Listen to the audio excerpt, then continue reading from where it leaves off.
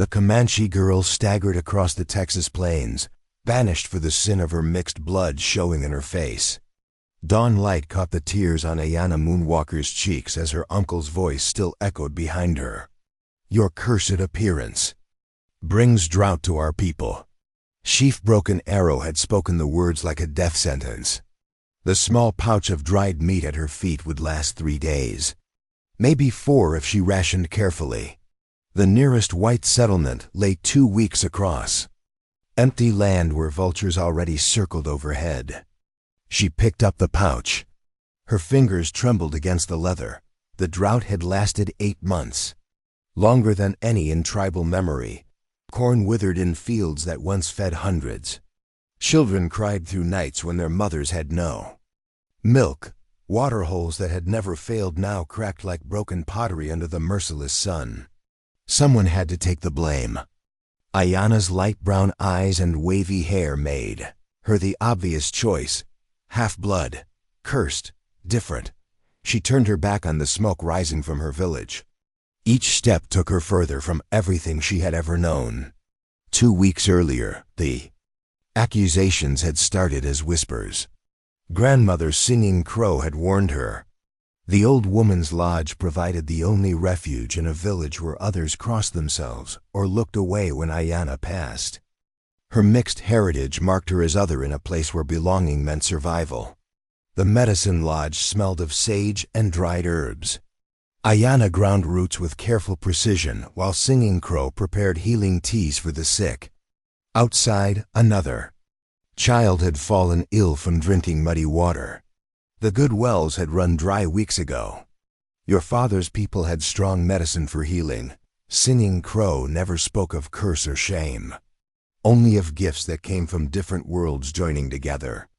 But even her protection had limits when the tribal council gathered under drought-stressed skies. Gray Wolf, the medicine man, had grown more vocal with each failed rain ceremony. His painted face twisted with frustration as his prayers went unanswered. When desperate people needed explanations, difference became danger. The spirits are angry. Something unnatural blocks their blessings. Ayanna had served the tribe faithfully for 22 years. She knew healing songs passed down through generations. Her hands could set bones and birth babies and prepare the dead for their final journey. None of it mattered when fear needed a target. The night before her banishment, Singing Crow revealed the secret that changed everything. The old woman's hands shook as she pulled a hidden bundle from beneath her sleeping furs. German Bible, silver locket. Items that should not exist in a Comanche lodge. Your mother was not captured, child. The words hit like physical blows. Ayanna stared at the locket, its surface worn smooth by worried fingers. She came willingly. During peace talks, she loved your father. If the tribe discovered this truth, they would dig up her mother's grave and scatter the bones. The ultimate dishonor. Worse than death. Worse than banishment. Gray Wolf knows this secret. The medicine. Man had offered a choice.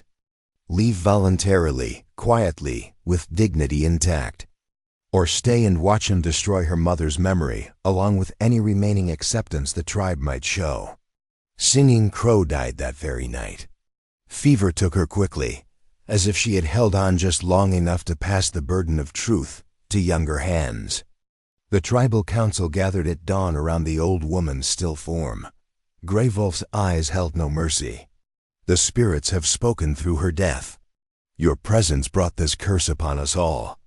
Ayanna could have fought, could have demanded the trial by ordeal that was her right, could have forced them to prove their accusations through ancient ritual. Instead, she chose silence, chose her mother's honor over her own belonging. Chief Broken Arrow, her father's brother, delivered the final judgment. His weathered face showed no recognition of kinship. No acknowledgement that her father had died defending the same village 15 years ago. Cross into white man's territory. Never return, or we will kill you as the spirits demand. The warriors rode away without looking back. Dust from there. Horses' hooves settled like grief over the empty landscape. Now Ayanna walked toward an uncertain death with her head held high. Behind her, the village continued its struggle against drought and desperation. Ahead lay territory where her Comanche blood would make her a target for different reasons. The morning sun climbed higher, promising another scorching day. Her moccasins found rhythm against the hard-packed earth. Each step carried her further from the only family she had ever known. But it also carried her towards something else, something she could not yet name or imagine. In the distance, heat waves shimmered off the plains like false water, like mirages of hope in a landscape that offered none. She walked on. The pouch of dried meat bumped against her hip with each step. 3 days of food, maybe 4. The nearest water source lay a full day's journey ahead if it had not dried up like so many others. Her throat already felt the beginning of thirst. But her mother's memory remained untainted. Her grave would stay undisturbed. The songs and stories that celebrated her life would continue unchanged. Some prices were worth paying, even if the cost was everything. 20 miles east of Ayanna's exile, Ezekiel Thornfield gentled a wild Mustang with hands that never forced what could be earned. The horse's eyes held the same wariness he recognized in his own mirror each morning. Freedom and fear walked together on the frontier.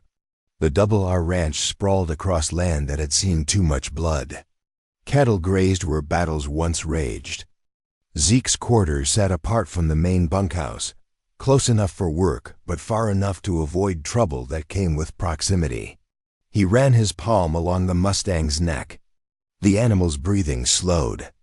Trust was a luxury both horse and man understood could be revoked without warning. Ranch owner Robert Reynolds watched from the fence rail. His weathered hands gripped the wood with the steady grip of a man who had built something worth protecting. "Keep this up, Zeke, and I'll help you buy that land you've been saving for." The words carried weight beyond their simple meaning. Land ownership meant permanence, meant a place to call home instead of another temporary stop on a journey that had already lasted too long. Jake Morrison spat tobacco juice into the dust. His eyes held the cold calculation of a man who measured worth by the color of skin rather than the quality of work. Some things shouldn't change. The threat lived in the silence that followed. Morrison's hand rested on his gun belt with practiced ease. The war might have ended, but some battles continued in the hearts of men who could not accept defeat. Zeke continued working with the Mustang. His movements stayed calm, measured, unthreatened. But his peripheral vision tracked Morrison's position. Survival had taught him to read danger in the smallest gestures. The sun climbed toward its brutal peak. Heat waves rose from the ground in shimmering columns. The Mustang's coat grew damp with sweat, but its eyes no longer rolled white with panic. Trust earned through patience rather than force. That evening, Zeke counted his savings by lamplight. $57.32. Not enough for the land he wanted, but growing steadily with each month's wages. The money represented more than currency. It represented hope measured in coins and crumpled bills. The dream took shape in his mind each night. A small ranch where horses could run free across open pasture, where their value came from spirit rather than submission, where the man who owned the land could never be owned by another. The sound of horses approaching shattered the quiet. Zeke doused the lamp and moved to the window. Riders in white hoods circled the ranch house. Their torches painted the darkness with angry light. Colonel Dutch Hartwell removed his hood with ceremonial precision. His Confederate uniform had been packed away, but his bearing remained that of a man accustomed to command. The war had ended, but his war continued.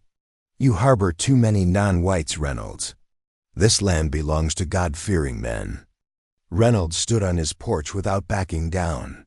His rifle rested in the crook of his arm with casual readiness. The message was clear to anyone who understood the language of the frontier. "This is my property, Hartwell. My workers are under my protection, protection only goes so far. Ask your hired hand about that." The night riders departed, leaving behind a burning cross and the smell of kerosene. Their message required no translation. Zeke watched the flames consume the wooden structure until only ash remained. He had seen too many burning crosses to mistake their meaning. 3 days later, the routine fence check took him to the outer boundaries of Reynolds' land. The sun beat down without mercy. Even the lizards sought shade beneath the scattered rocks. Zeke's horse stopped suddenly, ears pricked forward. Something moved in the distance. Something that did not belong in the empty wasteland between territories. He rode closer, his hand moving instinctively to the rifle on his saddle. The figure on the ground might be dead already. Might be bait for a trap. Might be trouble he could not afford. But it might also be someone who needed help. The woman lay crumpled near a dried stream. Her dark hair spread across the cracked earth. Her clothes marked her as Comanche, but her features held traces of something else. Something that spoke of two worlds meeting in one face. Zeke dismounted slowly. His boots crunched on the hardpan as he approached. The woman's chest rose and fell in shallow breaths, alive but barely. Dried blood marked cuts on her arms and legs. Her lips were cracked from thirst. How long had she been wandering this empty land? He knelt beside her, his shadow providing the first shade she had known in days. Her eyes fluttered open. Light brown eyes that held no fear, only resignation. "Lord help me, I can't leave another soul to die alone." The words came from someplace deeper than conscious thought. From the part of him that remembered being helpless and abandoned. From the part that had sworn never to turn away from suffering. When he had the power to ease it, Zeke lifted her carefully. Her weight felt fragile against his chest. Like a bird fallen from its nest. Like something precious that had been discarded. His horse accepted the double burden without complaint. The animal seemed to understand the urgency of mercy. The old line shack sat abandoned 3 miles from the main ranch. Zeke had used it before when weather or circumstance required shelter away from the bunkhouse. Away from questions and complications. He carried the woman inside, laying her on the single cot. Her breathing remained shallow but steady. Her skin felt hot to the touch, but not with the burning fever of infection. Water first, then food if she could keep it down. Zeke wet a cloth from his canteen and placed it on her forehead. The small gesture felt inadequate against the vastness of her need, but it was where healing had to begin. She stirred as the first. Drops of water touched her lips. Her eyes opened again, focusing on his face with growing awareness. Two outcasts stared at each other across the space between worlds. Different tribes, different struggles, but the same recognition of what it meant to be unwanted. Neither spoke. Language might have been a barrier anyway, but understanding passed between them in the universal tongue of shared suffering. She was running from something. He could see it in the careful way she held herself, the quick glances toward the door. The same wariness he carried in his own bones. The same need for sanctuary in a world that offered none. Outside, the sun continued its relentless assault on the Texas plains. But inside the line shack, two broken souls had found each other in the vast emptiness of exile. The beginning of something neither could have imagined was taking root in the silence between them. Communication came slowly, built from gestures and shared necessity. Ayanna pointed to herself and spoke her name. The syllables fell strange in the dusty air of the line shack. Zeke repeated it, his voice careful with the unfamiliar sounds. He touched his chest, Ezekiel, then again, simpler, Zeke. She nodded. Understanding passing between them without need for perfect pronunciation. Days blended into routine. He brought water from the hidden spring 2 miles north. She sorted through the wild plants growing near the shack, separating medicine from poison with knowledge passed down through generations of healers. Her hands worked with quiet certainty, willow bark for pain, purple coneflower for healing. Plants as people called weeds held secrets her people had treasured for centuries. Zeke watched her grind roots into powder, her movements precise despite the tremor of recent trauma. She had been someone important once, someone with purpose and place. A sane hunger for belonging lived in both their eyes. Morning brought him coffee beans and hardtack from the ranch stores. She made tea from gathered herbs that tasted of earth and growing things. They shared meals in comfortable silence, each respecting the other's need for space to heal. Words came gradually. She learned his English slowly. He picked up fragments of Comanche and Spanish. But understanding grew faster than language. When he cleaned his rifle, she watched without fear. When she prepared medicines, he asked questions with his eyes and hands. Trust built the way morning dew accumulated on desert plants, drop by drop. At the ranch, suspicion grew with each day of his extended absence. Morrison's questions became more pointed. His eyes followed Zeke's movements with predatory attention, then spending a lot of time checking that north fence. Zeke shrugged, his expression giving nothing away. Fence needs checking. But Morrison's smile held the cold satisfaction of a man who smelled weakness, who sensed secrets worth exploiting. Sheriff Bradley asked different questions when Zeke visited town for supplies. Casual words that carried the weight of official interest. Folks been reporting smoke from the old line shack. Seems odd for an abandoned place. Zeke bought beans and coffee with steady hands. Just doing my job, Sheriff. The lie tasted bitter, but truth would taste worse, for both of them. Back at the shack, Ayanna had found his hidden bundle. The wanted poster lay unfolded on the rough wooden table. Her fingers traced the crude drawing that bore some resemblance to his face. Murderer, it said. Dangerous. Reward offered. She held up the paper, her eyebrows raised in question. He could have taken it from her, could have maintained the pretense of innocence. Instead, he sat down across from her and began to speak. The words came slowly.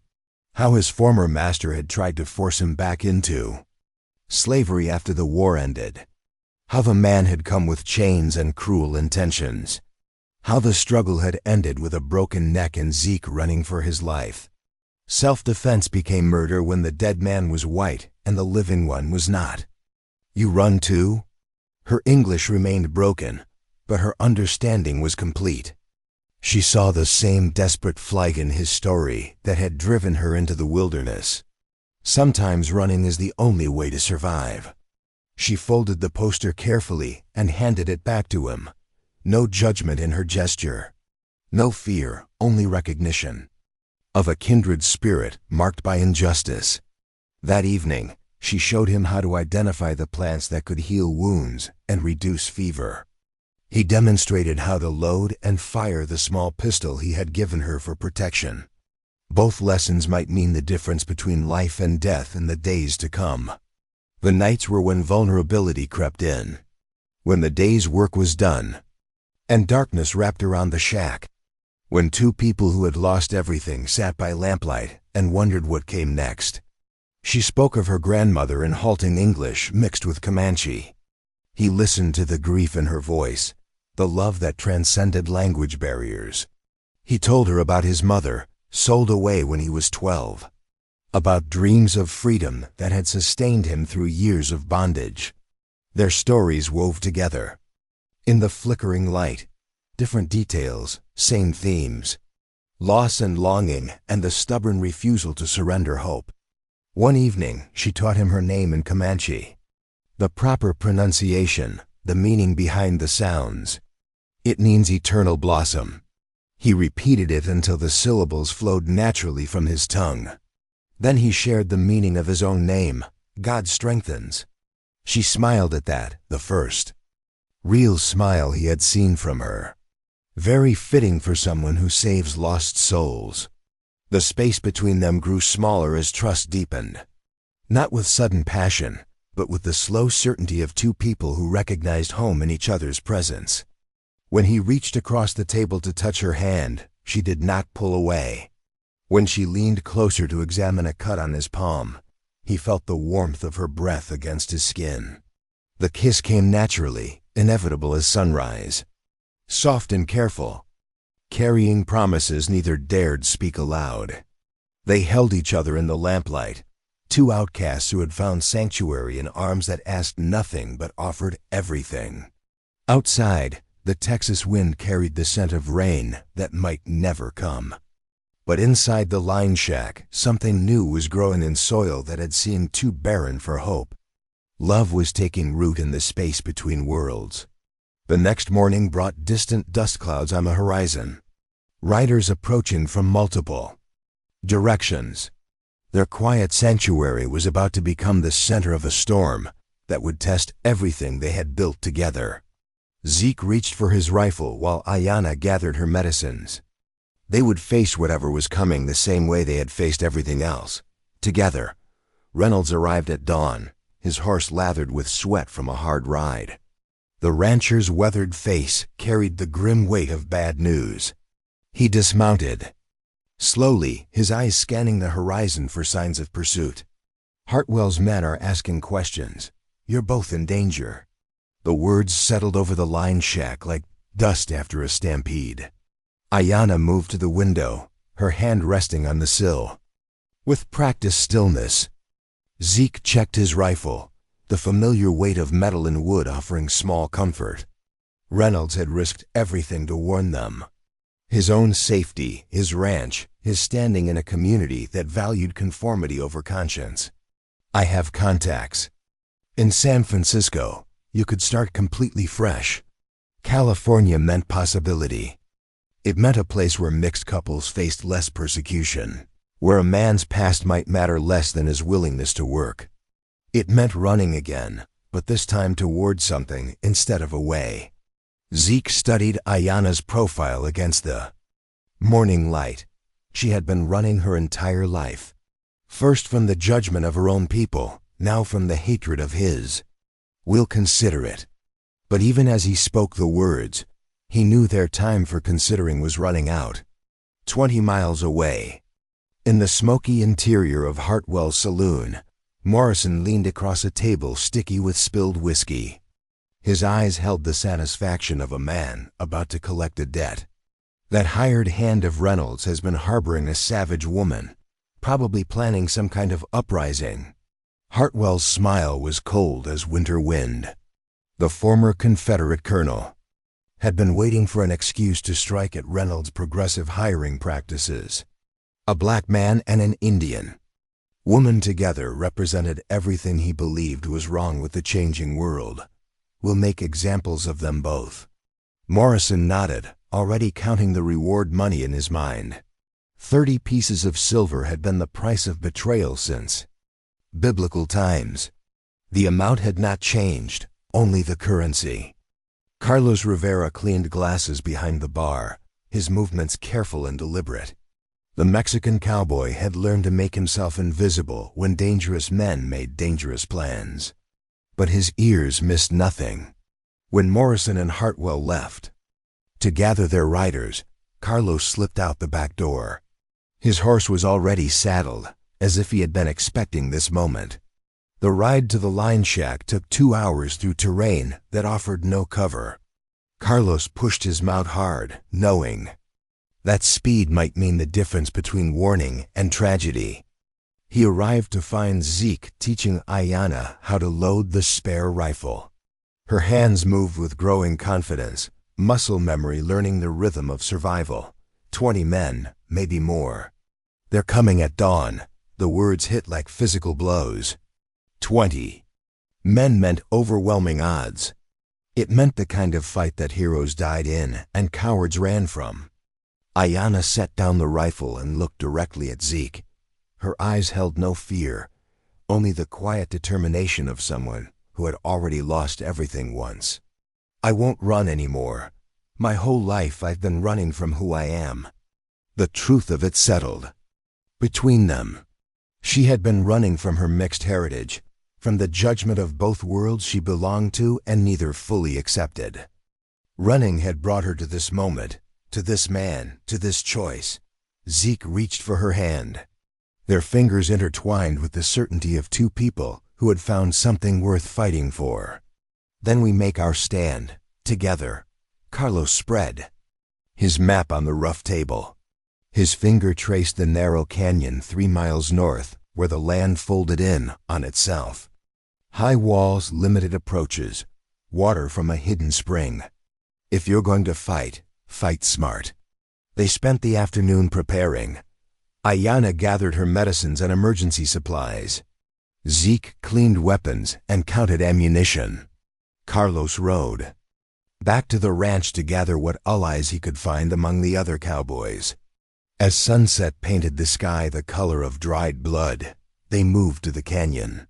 Their footsteps echoed off stone walls that had witnessed countless other struggles between those who would be free and those who would deny freedom.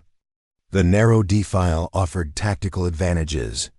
Attackers would have to come single file through the bottleneck, negating their numerical superiority. The high walls provided cover and concealment, but it also meant no escape. They would win here, or die here. Ayanna found a sheltered alcove where she could tend wounds and provide covering fire. Zeke positioned himself at the canyon mouth where his rifle could command the approach. Carlos took the high ground, his vantage point covering the entire killing field. The night passed slowly. They took turns sleeping, but rest came fitfully. Each sound might herald the approach of their enemies. Zeke watched Ayanna prepare her medicines by moonlight. Her movements held the same calm precision he had seen when she first sorted healing plants. She was preparing for death the same way she had prepared for life. With dignity, with purpose, with the quiet strength that had drawn him to her across the vast emptiness of the Texas plains. "Do you regret it?" he asked. "Staying with me instead of running?" She looked up from her work, her eyes catching the silver light. When she spoke, her voice carried the certainty of someone who had finally found her place in the world. "I regret nothing. For the first time in my life, I am exactly where I belong." Dawn came with the sound of approaching hoofbeats. Hartwell's riders spread across the canyon entrance, their weapons gleaming in the early light. The moment of reckoning had arrived. Zeke sighted down his rifle barrel. Beside him, Ayanna checked her pistol one final time. They had chosen love over safety, truth over convenience, courage over compromise. Now they would discover what that choice was worth. Hartwell's voice echoed off the canyon walls, amplified by stone and hatred. His riders spread across the entrance, their weapons catching the morning light. 23 men against 3. The mathematics of violence rarely favored the righteous. "Come out peaceful, and we'll make it quick." Zeke's rifle found its mark on the lead rider's chest. His voice carried back with the authority of a man who had nothing left to lose. "The only peace you offer is the grave." The first shot shattered the morning stillness. Hartwell's men scrambled for cover behind rocks and scrub brush. The narrow canyon mouth forced them to bunch together, making them easier targets for the defenders above. Carlos picked off 2 riders from his perch on the canyon rim. His Winchester spoke with steady precision, each shot carefully aimed and deliberately placed. The Mexican cowboy had learned marksmanship the hard way, defending his family's land from raiders and rustlers. Ayanna loaded rifles with practiced efficiency. Her hands moved without tremor despite the chaos erupting around her. She had prepared for this moment in the quiet hours before dawn, gathering ammunition and medical supplies with the same care she once used for healing herbs. The attackers tried to rush the canyon mouth 3 times. Each assault broke against the concentrated fire from above. Bodies fell among the rocks, some moving, others still. The mathematics were changing, but slowly. Hartwell pulled his men back beyond rifle range. His face was flushed with anger and embarrassment. He had expected easy prey, not a coordinated defense that cost him men and momentum. Morrison crawled forward with a white shirt tied to a stick. His voice carried the false reasonableness of a man making his final offer. "Just send out the woman. The rest of you can ride away." Zeke did not bother to respond. Some proposals deserved only silence. The sun climbed higher, turning the canyon into a furnace. Heat waves rose from the stone walls, distorting vision and making accurate shooting more difficult. Sweat stung eyes and made rifle stocks slippery. Ayanna rationed their water carefully. 3 canteens would not last forever in this heat. Time was becoming another enemy, as dangerous as the men with guns. The second assault came from multiple directions. Heartfelt had split his forces, sending men up both sides of the canyon while others created a diversion at the mouth. The sound of gunfire echoed from every direction. Carlos fell back from his position, blood streaming from a graze across his forehead. His rifle was shattered, destroyed by a lucky shot from below. "We're surrounded." The words carried the weight of tactical reality. Their defensive position was compromised. The high ground that had protected them was now occupied by their enemies. Zeke moved to cover the left flank while Ayanna took the right. Their ammunition was running low. Each shot had to count now, had to serve multiple purposes. The third assault nearly succeeded. Morrison led a charge up the left side, while Heartfelt's remaining men pressed forward from the mouth. For a moment, the canyon filled with smoke and shouting and the crash of gunfire from every direction. Then new sounds joined the battle. War. Cries that had not been heard in this territory for months. The distinctive whistle of arrows finding their targets. Chief Broken Arrow appeared on the canyon rim. His warriors spread along both sides of the stone walls. The Comanche had arrived at the moment when defeat seemed certain. Ayanna stared up at her uncle in shock. The man who had banished her now rode to her rescue. The contradiction made no sense until she saw the recognition in his eyes. "The spirits showed me truth in dreams. Your grandmother's words, not mine." The tide of battle shifted instantly. Heartfelt's men found themselves caught between two forces, their tactical advantage destroyed by the arrival of unexpected allies. The canyon that had been their trap became their tomb. Some of the attackers tried to surrender. Others fought. To the end, their hatred stronger than their survival instinct. The battle ended with the sun directly overhead, its merciless light revealing the cost of bigotry and violence. Heartfelt lay among the rocks, his dreams of racial purity buried with him in Texas soil. Morrison had fled early, disappearing into the heat haze before the outcome became clear. Chief Broken Arrow climbed down to where Ayanna knelt beside the wounded Carlos. The old chief's weathered hands shook as he reached toward his niece. "Singing Crow visited my sleep every night since you left. She said the drought ended because your pure heart had been poisoned by our hatred." The explanation came slowly, in words that carried the weight of spiritual revelation. The tribal elders had argued for days about the meaning of dreams and signs. The rain that finally came 3 days after Ayanna's banishment had convinced some that her exile was a mistake. Others had required more dramatic proof. Your different appearance isn't a curse. It's a bridge between worlds. The old man's eyes found Zeke taking his measure with the careful evaluation of a leader who had learned to judge character over color. "This man saved your life. That makes him family." The formal recognition meant more than legal marriage in a culture that valued actions over documents. Zeke had been accepted into the tribe through the ancient law of mutual protection. But acceptance was not the same as belonging. The damage of exile could not be undone with words alone. The canyon fell quiet except for the moaning of wounded men and the whispered prayers of the dying. Victory had come at a price measured in blood and broken dreams. Ayanna moved among the casualties with her healing supplies, treating enemies and allies with equal care. Her grandmother's teachings made no distinction between friend and foe when it came to suffering. Zeke helped carry the wounded to shade, his strong back bent under the weight of men who had tried to kill him moments before. Mercy was not weakness when you were strong enough to choose it. The sun began its descent toward the western horizon, painting the canyon walls with shades of gold and crimson. The battle was over, but the war for acceptance would continue in other places other times. Chief Broken Arrow approached Zeke as the wounded were being tended. The old chief's eyes held respect earned through shared combat. "You fought well. For someone who is not of our blood."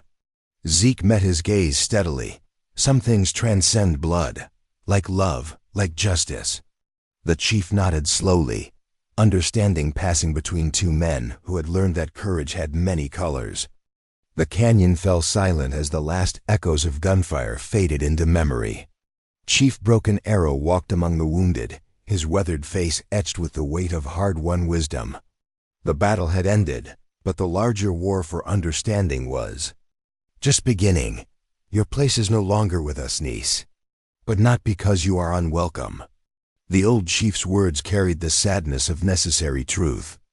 Ayanna had found her path, and it led away from the village that had shaped her. The bridge between worlds could not be built from either side alone. You were meant to create something new. Somewhere your children can belong without choosing. Sides, Reynolds arrived at sunset with a wagon and medical supplies. The rancher's face showed relief at finding them alive, but his eyes held the knowledge that their victory had come at a cost. Word of the battle would spread. Other men would take Hartwell's place. "California is still your best chance. I've arranged passage on a wagon train leaving next week." The journey west began with farewells that felt like small deaths. Carlos, his head bandaged but his spirit unbroken, clasped Zeke's hand with the grip of a man saying goodbye to a brother. "Right when you can, let us know you made it." Chief Broken Arrow gave Ayanna a medicine bundle prepared by the tribal elders. Sacred items to carry the protection of her ancestors into unknown territory. Remember who you are, even as you become who you're meant to be. The wagon train stretched across the plains, a moving city of dreamers and refugees. Families seeking gold, couples escaping scandal, men running from the law or toward redemption. Everyone had a story. Most had secrets. Ayanna and Zeke traveled as husband and wife, their mixed heritage drawing curious glances but no open hostility. The frontier was a place where yesterday's identity mattered less than today's usefulness. She treated injuries and illnesses with her plant medicines. He helped with the horses and shared his knowledge of the trail. Useful people found acceptance more easily than those who demanded it. The journey took 4 months across terrain that tested both body and spirit. Mountains that scraped the sky, deserts that burned during the day and froze at night, rivers that could rise from trickles to torrents without warning. But there were also moments of unexpected beauty. Sunsets that painted the entire world in shades of gold and crimson. Stars so bright they seemed close enough to touch. The simple joy of waking up beside someone who chose to share your struggles. San Francisco rose from the bay like a fever dream of ambition and possibility. Buildings climbing impossible hills. Ships from every nation crowding the harbor. Streets where a dozen languages competed for attention. Reynolds' contact, a weathered man named Thomas Chun, met them at the dock. His mixed Chinese and Mexican heritage marked him as another bridge between worlds. Land's expensive here, but there's opportunity if you're willing to work for it. People care more about what you can do than where you came from. The small ranch they found sat in a valley 20 miles south of the city. Modest buildings, decent pasture, water rights that came with the property. Not the grand dream Zeke had imagined, but a place to start building something real. The first months were hard. Everything cost more than expected. The climate was different, the soil unfamiliar. Some neighbors were welcoming, others suspicious. But slowly, carefully they began to grow roots. Ayanna's healing practice started with treating the Mexican and Chinese workers who labored in the fields and mines. Her reputation spread through communities that had been ignored by white doctors. Payment came in vegetables, hand-sewn clothes, and the gradual building of trust. Zeke's way with horses attracted attention from ranchers who valued results over prejudice. His methods were gentler than most, based on understanding rather than dominance. Animals responded to his touch, and practical men noticed. The baby came with the spring rains, a daughter whose mixed heritage would mark her as different in a world still learning to accept complexity. But she would grow up in a place where different was becoming ordinary. They named her Elena for the light she brought to their lives. The ranch grew slowly but steadily. More horses, better buildings, a reputation for fair dealing and quality work. Other mixed couples found their way to the valley, drawn by the promise of acceptance and opportunity. Carlos visited after 2 years, his own journey having taken him through Mexico and back. His scarred face lit up when he saw the life they had built. You did it. You made a place where you belong. Chief Broken Arrow came for Alana's naming ceremony, traveling farther from tribal lands than he had in decades. The old chief held his great niece with wonder, seeing in her face the future he had finally learned to embrace. She will know all. Her ancestors, Comanche and German, the old ways and the new. Evening found them on the porch, watching horses graze in pastures that stretched toward hills touched with golden light. Ayana's hand rested on her growing belly, where their second child waited to join the world. Do you think they'll face the same struggles we did? Zeke considered the question while Elena played at their feet, her laughter mixing with the sounds of birds settling for the night. Different struggles, maybe. But they'll have something we didn't. Parents who chose love over fear and a community that celebrates what makes us different instead of fearing it. The sun set behind the hills, painting the sky in colors that had no names. In the distance, lights began to appear in windows where other families gathered for their own moments of peace. Their neighbors included Mexican families who had worked the land for generations, Chinese immigrants building new lives with patient determination, former slaves seeking the freedom they had been promised, and mixed couples who had found acceptance in a place that judged actions over ancestry. It was not perfect. Prejudice still existed, still caused pain and injustice, but it was better than what they had left behind. It was a place where love could grow without having to hide. Ayana watched her daughter chase fireflies in the gathering dusk, her delighted squeals echoing across the valley. The girl would grow up knowing she belonged exactly where she was, with exactly who she was. The curse of difference had become the blessing of belonging. In the kitchen, photographs lined the mantel. Singing Crow holding medicine plants, Reynolds standing beside his prize horses, Carlos grinning despite his scars, Chief Broken Arrow, solemn in his ceremonial dress. All the people who had helped them find their way home. The ranch settled into nighttime quiet, filled with the sounds of contentment. Horses moving slowly through the pastures, the whisper of wind through the oak trees, the soft breathing of a child dreaming without fear. Ayana and Zeke sat together on their porch, watching stars emerge in the darkening sky. Two people who had been banished from their worlds had created a new world together. A place where the only thing that mattered was the courage to love and the strength to protect that love. The future stretched before them, uncertain but no longer frightening. They had learned that home was not a place you found, but a place you built, one day at a time, with people who saw your worth. In the morning, there would be work to do. Horses to train, patients to heal, children to raise. But tonight, there was only peace and the knowledge that they had chosen well. Love had won.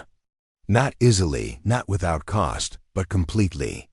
And that is all to the story for now. Please let me know where you are tuning in from. Perhaps we will create a story there. Consider liking this video and subscribing to our channel. And if you enjoy our content, click this video on your screen. I promise it's worth watching. See you tomorrow.